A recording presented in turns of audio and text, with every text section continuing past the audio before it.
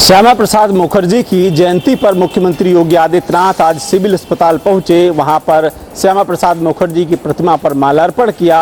उनके साथ में स्वतंत्र देव सिंह मंत्री, डिप्टी सीएम ब्रजेश पाठक और तमाम नेता उनके साथ में मौजूद रहे।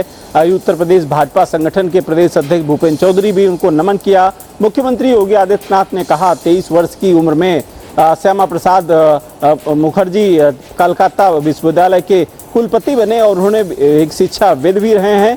शिक्षा के स्तर पे बहुत काम किया है, लेकिन जब धारा 370 का उन्होंने विरोध किया और जम्मू कश्मीर गए, वहां पर विरोध करने के बाद उनकी जो बलिदान उनका हो गया, उनका जीवन देश के लिए रहा है, एक आज़ादी से लगा करके और धारा 370 हटने तक ले उन्होंने जिस तरीके से उन्होंने विरोध किया था, उनका उद्देश्य था कि पूरे देश में एक ही प्रधान रहे, एक नियम रहे। ये सब उन्होंने नारे भी दिए, लेकिन आपने देखा कि लगातार उनके विरोध वाली सरकार यानी वो मुख्यमंत्री योगी आदित्यनाथ कांग्रेस सरकार भी को घेरते हुए नजर आए। उन्होंने कहा कांग्रेस सरकार में उनका महत्व नहीं देखा गया और उनके साथ भेदभाव किया गया था।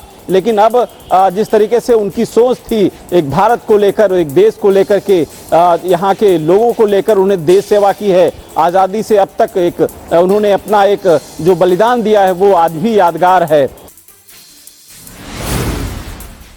अपने 3 दिवसीय दौरे पर अमेठी पहुंची हैं केंद्रीय मंत्री स्मृति ईरानी। अमेठी सांसद और सर्वप्रथम पहुंचकर वो बेचूगढ़ गांव पहुंची हैं और लोगों की जन समस्याओं को सुन रही है। साथ ही साथ लोगों की समस्या के निराकरण के लिए अधिकारियों को दिशा निर्देश करते हुए नजर आ रही हैं। उसके बाद वो पहुंची हैं बेचूगढ़ हनुमानगढ़ी मंदिर, वहां पर लोगों की समस्याओं को सुन रही हैं और साथ ही साथ समस्याओं के निराकरण के लिए अधिकारियों को आदेशित करते हुए नजर आ रही हैं।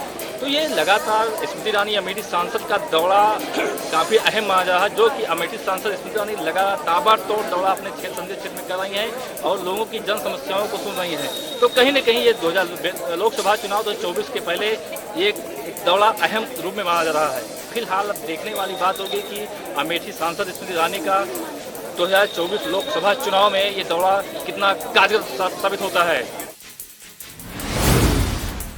घटनाओं के बाद भी बिजली विभाग अपने लापरवाही से जरा भी सीख लेने का नाम नहीं ले रहा है। हम आपको दिखाना चाहेंगे कि ये पोल जो है आप देख सकते हैं कि 100% तक पूरी तरह खराब हो चुकी है। सिर्फ तार के सहारे ये पोल लटका हुआ है और ऊपर जो तार है वो 11,000 वोल्टेज का हाई टेंशन तार है, जो सब स्टेशन चंदौली के अलीनगर फीडर अंतर्गत जगदीशराय में ऐसी दयनीय स्थिति बनी हुई है। यहाँ के ग्रामीणों ने कई बार बिजली विभाग का से शिकायत किया कि पोल पूरी तरह क्षतिग्रस्त है, लेकिन बिजली विभाग उसका सूद लेने का नाम नहीं ले रहा है। आप देख सकते हैं कि हमारे पीछे चलता फिरता रोड है और इस जहां पोल है वहां पे सिंचाई करने के लिए खेत पड़ा हुआ है। अब सिंचाई का मौसम आ गया, किसान खेत में भी उतरेंगे, लेकिन ये जो खतरनाक स्थिति बनी हुई है इससे किसी बेकसूर की जान जा सकती है। हमने भी इसकी शिकायत जेई को किया है। जेई ने कहा कि जल्दी इस पे काम किया जाएगा। अब देखने वाली बात होगी कि इस पे काम कब तक स्टार्ट हो पाता है। पुलिस गुटखा माफियाओं के लिए काल बनकर काम कर रही है। एसपी वृंदा शुक्ला के निर्देश पर पुलिस जगह जगह छापेमारी कर अवैध गुटखा बनाने वालों के खिलाफ सर्च ऑपरेशन कर उनको हवालात के पीछे डालने का काम कर रही है। पिछले हफ्ते राजापुर में 85 लाख की कीमत से बनाने वाले गुटखे को उपकरण और सामग्री पुलिस ने गुप्त सूत्रों की सूचना के आधार पर बरामद की थी। तो वहीं आज फिर से भरतकूप थाना क्षेत्र के धौराही माफी गांव में गुप्त सूचना के आधार पर पुलिस ने एक बार फिर गुटखा माफियाओं की कमर तोड़ने का काम किया है, जहां से लगभग 8 लाख की कीमत की उपकरण और वहां गुटखा बनाने वाली सामग्री को बरामद किया है। प्रेस वार्ता के दौरान सीओ हर्ष पांडे ने बताया कि इस गुटखा माफियाओं के खिलाफ हम लोग लगातार सर्च ऑपरेशन कर रहे हैं और किसी भी हालात में हम अवैध गुटखा और नकली गुटखा और तंबाकू युक्त गुटखा किसी भी हाल में चित्रकूट में बिकने नहीं देंगे। राजकीय होम्योपैथिक हॉस्पिटल का आज उप जिलाधिकारी ने किया निरीक्षण के दौरान डॉक्टर उपस्थित मिले और डॉक्टर के खिलाफ रिपोर्ट बना करके जिलाधिकारी को सौंपने की उप जिलाधिकारी ने बात कही है। आपको बता दें कि पूरा मामला कुशीनगर के कप्तानगंज के सीएससी में स्थित राजकीय होम्योपैथिक हॉस्पिटल का है, जहां पे आज मरीजों की शिकायत के बाद उप जिलाधिकारी कप्तानगंज मौके पहुंचे और औचक निरीक्षण किया। निरीक्षण के दौरान डॉक्टर अनुपस्थित मिले, वहीं फार्मासिस्ट और चतुर्थ श्रेणी के कर्मचारी उपस्थित मिले, जिसके बाद डॉक्टर के खिलाफ रिपोर्ट बनाकर जिलाधिकारी को सौंपने की बात कही है। वहीं मरीजों की लगातार शिकायत है कि यह डॉक्टर नहीं आती हैं और बिना डॉक्टर के ही यहाँ हॉस्पिटल संचालित होता है। यहाँ फार्मासिस्ट और चतुर्थ श्रेणी के कर्मचारी ही मरीज देखते हैं और दवा भी देते हैं। लगातार शिकायत मिलने के बाद उप जिलाधिकारी कप्तानगंज मौके पहुंचे और कार्रवाई करने की बात कही। अब देखना यह होगा कि इस पर कार्रवाई कब होती है। अमेठी जिले में दबिश देने गई बाराबंकी पुलिस पर लगा युवक की पीट कर हत्या करने का आरोप। बाराबंकी एसपी दिनेश सिंह बोले, बेवजह लगाया जा रहे इल्जाम ऐसा नहीं है कोई भी मामला जनपद बाराबंकी के सुबेहा थाना क्षेत्र से जुड़ा है, जहां पर 22 अप्रैल की लिखे गए एक मुकदमे में वांछित चल रहे आरोपी राजेश को पकड़ने जब बाराबंकी पुलिस अमेठी जिले के पलिया गांव गई तो वहां पर पुलिस सवालों के घेरे में आ गई।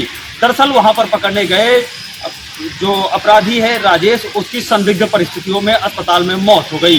परिजनों ने बताया कि पुलिस ने उसे पीट कर मौत के घाट उतार दिया। तो वहीं पुलिस अधीक्षक दिनेश सिंह ने बताया कि जब पुलिस उसे पकड़ने गई तो अपराधी पुलिस से बचता हुआ भागा और एक नाले में गिर गया, जिससे उसे गंभीर चोटें आ गई और उसे इलाज के लिए अस्पताल में भर्ती कराया, जहां पर उसकी मौत हो गई।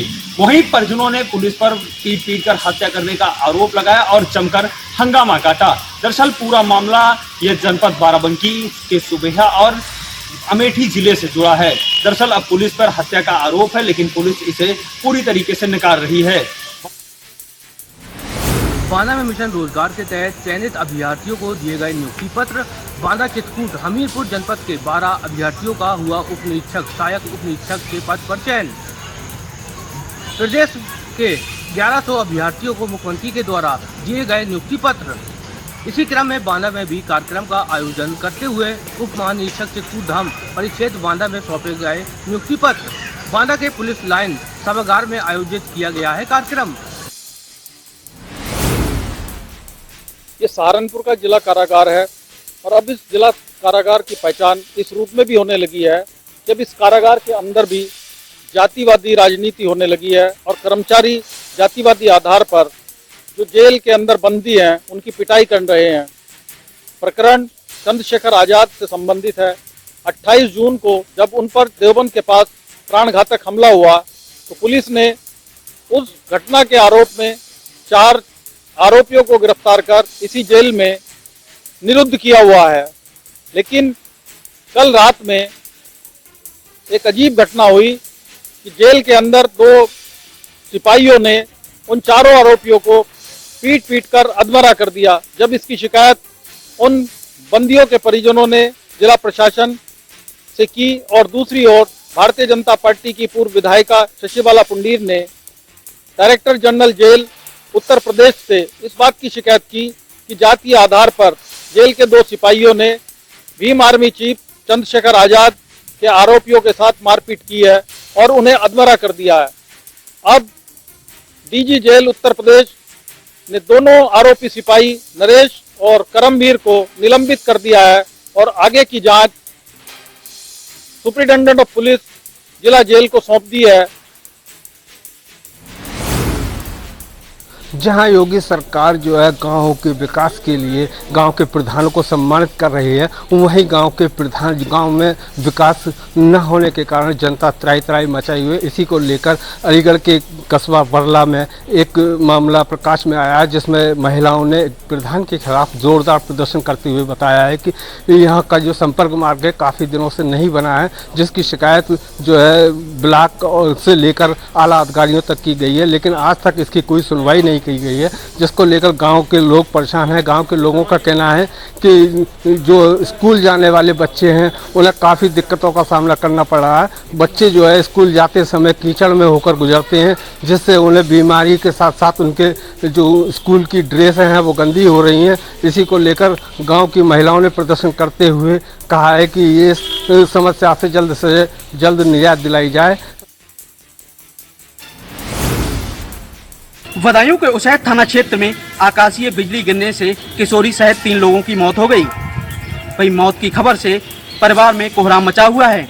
आपको बताते चलें, उसैद थाना क्षेत्र के नगासी गांव की रहने वाली किशोरी की मौत हो गई। वहीं दूसरा 2 दोस्त मुगरिया नगला गांव के रहने वाले हैं। बाजार से लौटते समय उन दोनों की भी आकाशीय बिजली गिरने से मौत हो गई। वही तीनों के परिवार में मौत की खबर से कोहराम मचा हुआ है। इसकी सूचना थाना पुलिस को दी गई। थाना पुलिस मौके पर पहुंची और शवों को कब्जे में लेकर तीनों शवों को पोस्टमार्टम के लिए भेज दिया है। पुलिस ने इस पूरे मामले का संज्ञान लेते हुए एसडीएम को भी सूचना दी। एसडीएम भी मौके पर पहुंचे और मौका मुआयना का निरीक्षण किया। जहां मानसून ने दस्तक दी है और फिर से बारिश चालू हो गई है और आसपास के जहां जनपदों में भी बारिश हो रही है, जिसके बाद लगातार गंगा का जल स्तर बढ़ रहा है। और ऐसे में अब जहां गंगा का करीब 2 से 3 मीटर तक जल स्तर बढ़ चुका है, तो ऐसे में प्रशासन ने भी अलर्ट जारी कर दिया है। बता दें कछारी इलाकों में जहां अलर्ट जारी किया गया है, साथ ही एसडीआरएफ एनडीआरएफ की भी तैनाती की जा रही है। और साथ ही जहां घाट पर भी अब घाटिये पीछे की ओर आ रहे हैं और जहां तीर्थ पुरोहित भी अपने स्थान से पीछे की ओर आ रहे हैं, क्योंकि लगातार गंगा का जल स्तर जिस तरह से बढ़ रहा है, आने वाले दिनों में कहीं ना कहीं बाढ़ की स्थिति हो सकती है, जिसको लेकर प्रशासन अभी से अलर्ट है और प्रशासन ने कमर कस ली है और एसडीआरएफ एनडीआरएफ की भी तैनाती कर दी गई है और सुरक्षा के दृष्टिगत सारे इंतजाम में अभी से प्रशासन जुट गया है।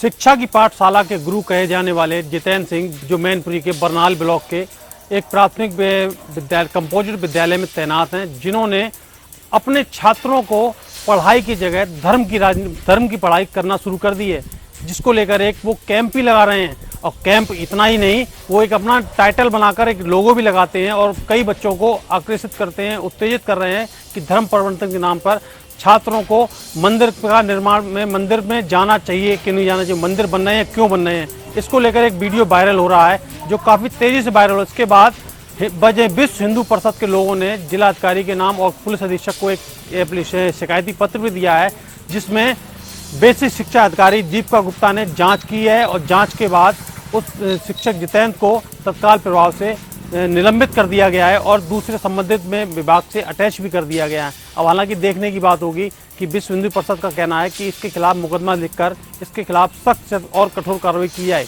लेकिन ये देखने की बात होगी कब इस शिक्षक के खिलाफ, शिक्षा की जगह जो धर्म की राजनीति का पाठ पढ़ा रहा है, इसके खिलाफ कब कार्रवाई और हो पाएगी, ये देखने की बात होगी। कहते हैं ना कि लालच बुरी बला होती है। ज़्यादा कमाने के लालच में कुछ लोग ऐसे भी हैं जो अपना मान सम्मान गंवा बैठते हैं। यही हाल आज पोस्ट ऑफिस के हेड पोस्ट मास्टर राजा राम यादव के साथ हो गया। सीबीआई ने उन्हें 12,500 की रिश्वत लेते हुए रंगे हाथों गिरफ्तार कर लिया। वीरेंद्र यादव की शिकायत पर लखनऊ से सीबीआई ने गोंडा पोस्ट ऑफिस में दस्तक दी और राजा राम यादव को रंगे हाथ गिरफ्तार किया। आपको बताना चाहेंगे कि राजा राम यादव जो कि पोस्ट ऑफिस में हेड पोस्ट मास्टर के पद पर कार्यरत थे, वहीं वीरेंद्र गुप्ता ने उनकी शिकायत सीबीआई से की थी। केवाईसी को लेकर वीरेंद्र गुप्ता ने सीबीआई को बताया कि राजा राम यादव जो कि हेड पोस्ट मास्टर हैं, हमसे 12,500 की मांग कर रहे हैं। वीरेंद्र गुप्ता की शिकायत पर सीबीआई ने एक्शन लिया और गोंडा में रंगे हाथ राजा राम यादव को गिरफ्तार किया गया। आपको बताना चाहेंगे कि राजा राम यादव जो कि हेड पोस्ट मास्टर के पद पर थे, 31 जुलाई को वो रिटायर होने वाले थे, लेकिन कहीं ना कहीं लालच ने उन्हें खड्डे में ढकेलने का काम किया।